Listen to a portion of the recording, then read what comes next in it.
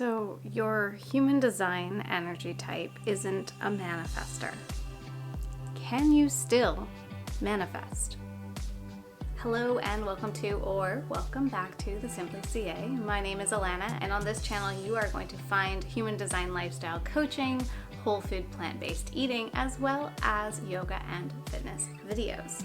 If you are enjoying this content, please click on that subscribe button and the notification bell so you know every time I post a new video, and let me know which videos or which topics you specifically enjoy by giving them a thumbs up or dropping a comment down below. Our human design energy types are a broad explanation of how our unique energy interacts with the energy of the environment and others around us. Each energy type, as well as other elements of the chart, has its own unique way and flavor of manifesting. In today's video, we are going to cover just a few of the elements in the human design system that can provide insight into how your energy best manifests and attracts what you desire to you. This video is going to cover the bottom right arrow, as well as your energy type and the signature of your energy type when you know that you're on the right path, going in the right direction and in flow with your natural energy. And then we are going to wrap up by covering two of the energy centers. We are going to quickly talk about the G center and the ego or heart center. Starting off with the bottom right arrow, which speaks to the strategy around how you view the world around you. Now, when this bottom right arrow points to the right, your view perspective of the world around you is broad and more passive. You take in the view of the world around you in a open or a very wide lens kind of way. And that means that you may not be able to pinpoint a specific detail or where exactly you picked something up. Now, when this bottom right arrow points to the left, the view perspective of the world around you is more specific and focused. You view life and pick up detail in a narrowed focus, as if you've zoomed a zoom lens in on something. You may be more likely to notice a detail, but you may have missed some action that's happening outside of that zoomed in frame. As always, always, always, neither is good or bad. Neither is right or wrong. Neither is better than the other. The importance of this human design system, and the reason I feel compelled to share it, is that it is about understanding and working with your own natural gifts and talents and strengths, and really playing into and intensifying what you bring to this puzzle piece or this quilt of human experience and existence. You sharing you is what you are here to do. So human design allows us to acknowledge what is true and our natural strengths. Okay, enough of my soapboxing.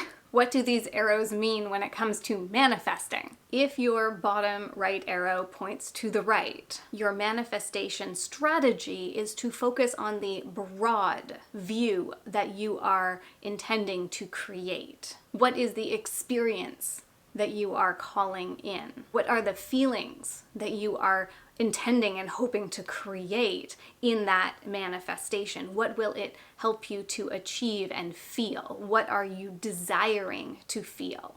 And what are those bigger elements, the pillars, the must-haves, the bigger expanded view of this manifestation? What are its tenets or its tent poles? Now, the key here is to not get attached to the specific of what it is going to look like, the specific detail of what it is going to show up as. Focus on the broader perspective, the broader view of it, the broader scope of it, and those tenets or those tent poles of it, and allow for the shape to materialize in a way that you may not have anticipated. Now, if your bottom right arrow points to the left, Your manifestation strategy is to focus on the specific details of what it is that you are looking to create and call in. What are those details? What does it look like? What are the environments, the colors, the smells, the senses, the tastes? What does it feel like in a tactical way? What is that physical experience? Now, the key here is to actually be clear on the specifics of what it is you are calling in and manifesting. And then to refine and refine and refine as you try out different variations of the manifestation. So be extremely clear on what exactly it is that you are looking for, but you don't need to be clear from the beginning. You can refine as you go. So you'll start off with one picture of it, one specific list of it. And then as you experience various different components of that, you'll be able to narrow down your list and get more and more and more specific about what it is that you are manifesting. So once you are aware of which manifestation strategy works best with your energy, so whether your bottom right arrow points to the right or to the left, another aspect that we'll talk about is your energy type. And we're going to talk both about the energy type, how your energy flows, as well as the energy type signature, meaning when you know you are on the right path. That breadcrumb trail that says, keep going. Yes, do more of that. So use your bottom right arrow to help you understand how you create a list, whether that be a feeling broad picture list or a more specific detailed list. Whatever that list is, allow that arrow to help guide you in creating your list. From there, we're going to layer in the energy type. So for generators, you want to lean into the excitement of your sacral energy. Allow those yeses, those excited generator pulls to enliven you towards taking action towards those manifestations. Additionally, that sacral energy, because the generator strategy is to respond to the world around you, the generator energy magnetizes options and choices to you. And then you get to keep your list in mind and take those actions and those yeses that feel enlivening and exciting for you to generate more momentum with. You know you're on the right path as a generator when that signature of satisfaction shows up. Things are going well. You're excited for that next thing. You always feel as if you are in the right place at the right time and things are coming to you and you get to respond to them. For manifestors, I'm actually going to lead with inform, inform, inform, because that sets the stage for you to take action when your manifestor energy kicks in. When it's go time, it's go time. And if you have been informing all the way through, then all of those barriers get pushed out to the side and drop off so that you can move forward without obstacle. I once heard a manifestor talking about even when an inkling of an idea starts to trigger, they'll start to inform people around them. I'm thinking about doing this. This came to my mind. I'm not taking action on it yet, but it's an idea I'm playing with. Inform, inform, inform. Informing also allows people and resources to help you, to come to you. So not only does informing remove barriers, it also helps to draw in help, resources, tools, other people's energies, other people's resources, other people's ideas and energy to generate through something after the manifestor part of you has done its thing. When that manifestor energy has done its thing and you are ready to move on, allow yourself to move on. Now, I am going to put a slight caveat to that. Recognize, ask yourself, am I just moving on to the next bright, shiny object because I have fear around my greatness, my bigness, my success? Is there fear blocking me from stepping forward and being bigger on this current platform?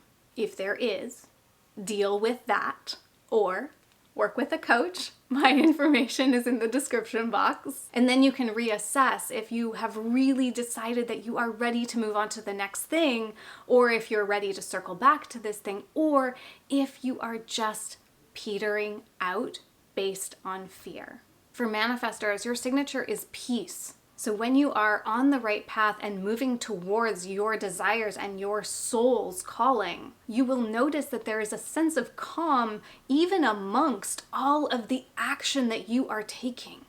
For manifesting generators, I actually had a moment as I was creating this video where I thought, well, it's really just everything above. However, as a manifesting generator myself, I absolutely despise when people say, well, just take the generator and the manifestor and smush them together and that's your stuff. We are a completely separate energy type. And we have our own way of working and our own energy flow that, yes, it is a combination and it is unique. So I will treat us as our own unique energy type and our own unique manifestation style. I'm going to start off by saying inform, inform, inform. When you are ready to take action, you are going to move real quick, and that can shock people. So allow yourself to inform when there is an inkling of an idea. Informing as an MG has a slight twist on it in that you have that sacral generator reaction and energy that kicks in, and by utilizing your energy center connected to your throat, you are able to speak things into reality in a way that other energy types may not have that same connection. I'm not saying it's better. I'm saying that as an MG, we have this unique set of gifts to speak what it is. So use your informing to not just rally the troops around you and allow those who aren't on board to disappear off around you. Use your voice, use your informing to actually speak into reality what it is that you are generating through that sacral energy. Because that MG energy does ramp up and get heightened a little bit more urgently, if you can, allow yourself space in your schedule to be able to act on when the energy hits and you're excited.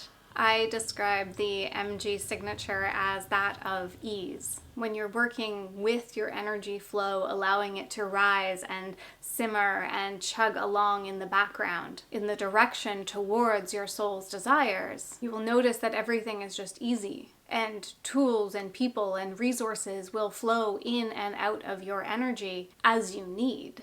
Ask and it is provided, and everything that is unneeded or that could potentially hinder will slide off to the side.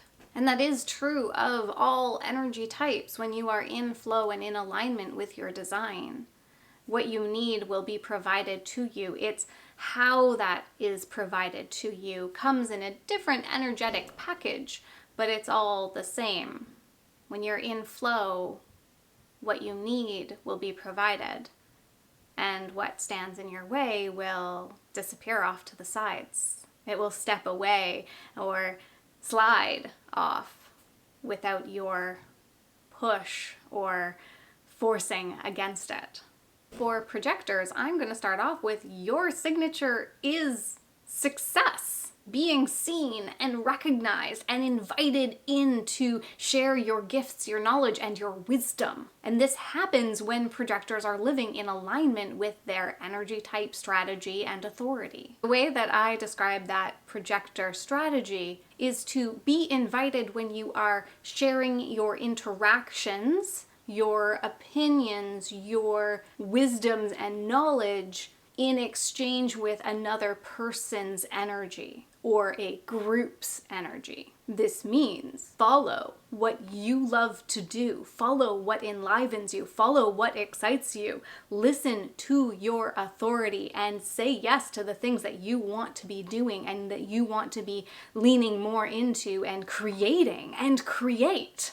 Share on social media. Have a YouTube channel, have a podcast, create artwork or a physical product, and allow others to come to you.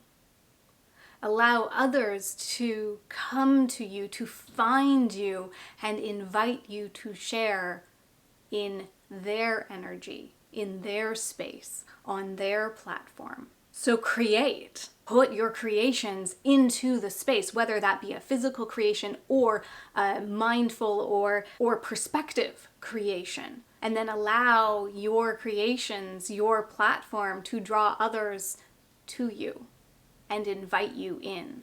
Allow your creations to bring through the resources for your manifestations.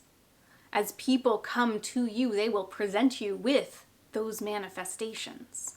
So what I'm saying is live in your energy, and success is natural. For reflectors, being open to the environment and the energy of those around them, it's really important to follow the energy of what feels good. When it comes to manifestation, being open, you still can have your own desires. As a reflector, what you get to do is try on your desires through the experiences of others. You get to notice if that manifestation feels good for you. You get to test out different resonances of those desires and of those manifestations. Notice where something or someone or the energy feels expansive and joyful, and notice where that energy feels burdensome and heavy. Notice if it is an interpretation of how that person is experiencing the manifestation. And when you try on that manifestation and it is exciting, follow that, lean into that.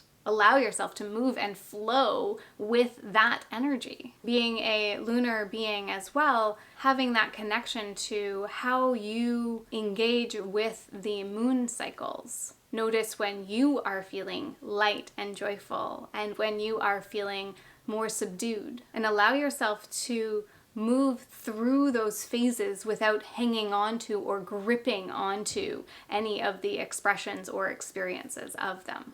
The reflector's signature is surprise and delight. And notice when those experiences, when those desires bring that sense of delight to you in the moment, in the now. Allow yourself to move with that sense of delight and being around people who enhance that and who give you that sense, so that you are able to further develop and proceed forwards towards those manifestations. It also might come through for a reflector in a way of somebody doing something and that reflecting in a way that presents you with exactly what it is that you've been calling in. To wrap up this video, we are going to talk about defined G center and ego or heart or will center. Now, if these are undefined, that only means that you are experiencing these energies through the experiences of how others are feeling these energies, which again is not wrong. For those of you who have a defined G center, you can use the wisdom of your identity to uncover the information about who you expect to become, who you are becoming, and the direction that you are moving towards in the growth of your identity. This can help you to connect into what your soul is asking for versus what I know this gets confusing in the human design language in comparison to what your ego is asking for. Now, when I say ego, I don't actually mean your ego center. I mean the shadow side of your ego, the status side of your ego. Now, let's go into the ego center. When the ego center or the will center or the heart center is defined, it puts energy into wanting something because you want it. Period. End of story. It's not selfish to want something because you want it. The creation and the energy of you wanting that and you receiving that will help others. It's important to distinguish the difference between the shadow side of ego, that status side, the proving of yourself, the proving your worth and your lovability. The other side of that is that core knowing that you want what you want because you want it.